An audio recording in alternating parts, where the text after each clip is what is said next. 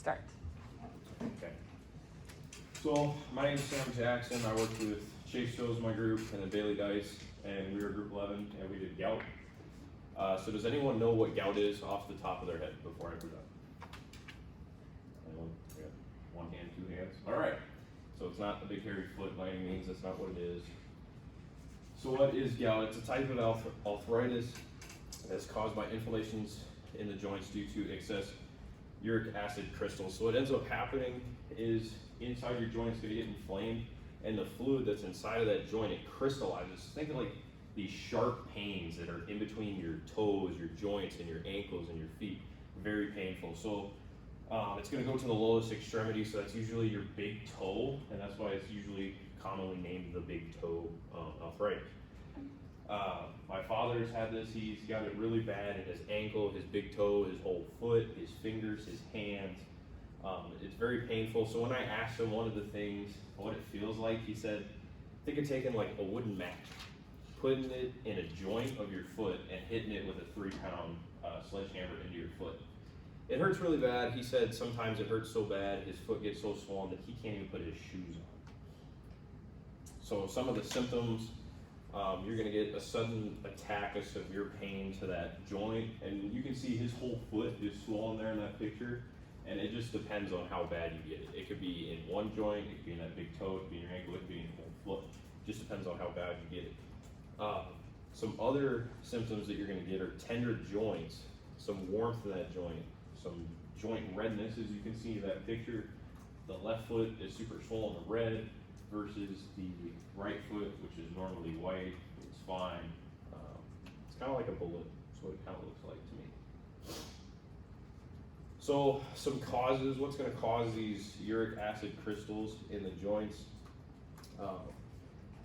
is basically the excess consumption of red gamey meat. So think of venison. For you that don't know what venison is, it's deer, elk, buffalo, things like that, your wild red meat. And then we're going to look at seafood, whether you're eating salmon, shellfish, lobster, clams, oysters.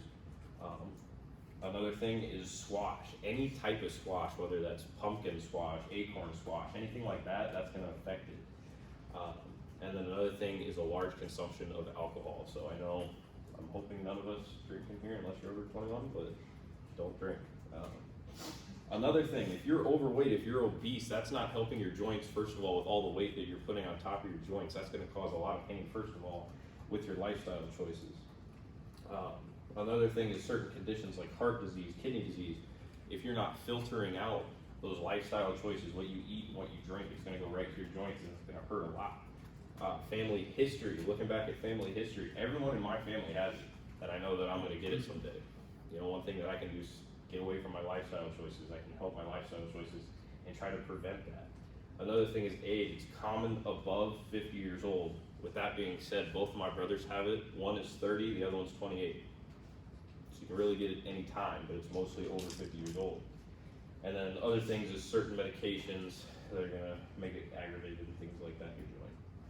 So a diagnosis, we're gonna look at getting a physical examination, checking out the redness, the tenderness, and the warmth in your foot. Seeing if that big toe, the ankle is swollen, seeing if you can't even move that joint. You're gonna view the person's history, see if anyone in the family has ever had it, if they've ever had it before, because it is a reoccurring thing. If you don't change your lifestyle choices, things like that, it can be reoccurring throughout your life. So you can get a CRP, blood test is checking the inflammation status, and if the CRP levels are high, there's inflammation. You're going to look at the synovial fluid analysis, seeing if the fluid in the joints, you look at it, take it out, look underneath the microscope and see if you can visually see the crystals, see if they're visual. If you can see the crystals, it's automatic red flag, he's got gout. You're going to check the inflammation due to caused infection. You can look at an x-ray and see if the bone's protruding due to the crystals, and you can also get an ultrasound on your foot, and they can also see the crystals that way. So, a treatment. A good way to really calm this down is, one, changing your lifestyle. whether it's alcohol. I know I've been repeating that a lot, but it's just one of the main things. If you drink a lot of water instead of alcohol, that's gonna help you a lot. Stay away from those gamey red meats, the fish, the squash, anything like that is really gonna help. Another thing that is really gonna help is anything with swelling. As you guys know, as nurses, is putting anything cold on it, like ice, trying to reduce that swelling, trying to get rid of the pain. And that is the main goal, is to reduce the pain and swelling of gout, because there is no cure for this. You're just trying to really calm it down, get rid of those symptoms as fast as you can. And then one of the main medications is allopurinol, which is an anti-inflammatory drug. That's one that my dad takes.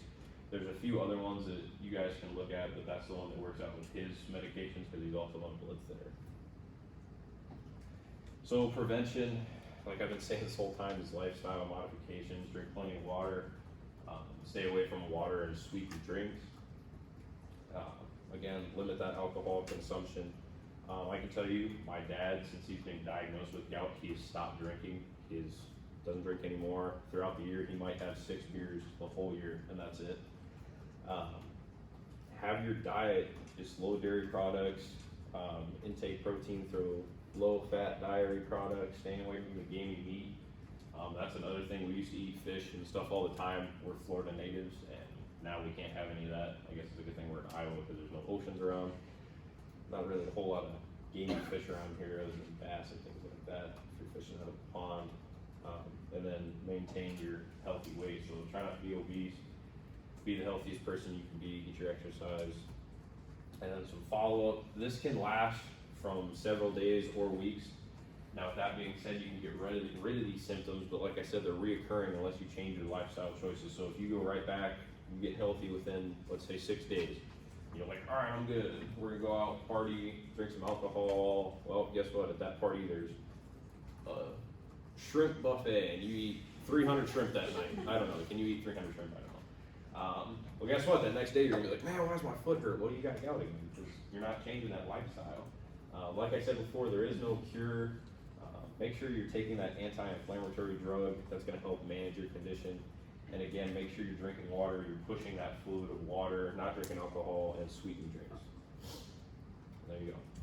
If you're curious, my dad's name's Fred Jackson.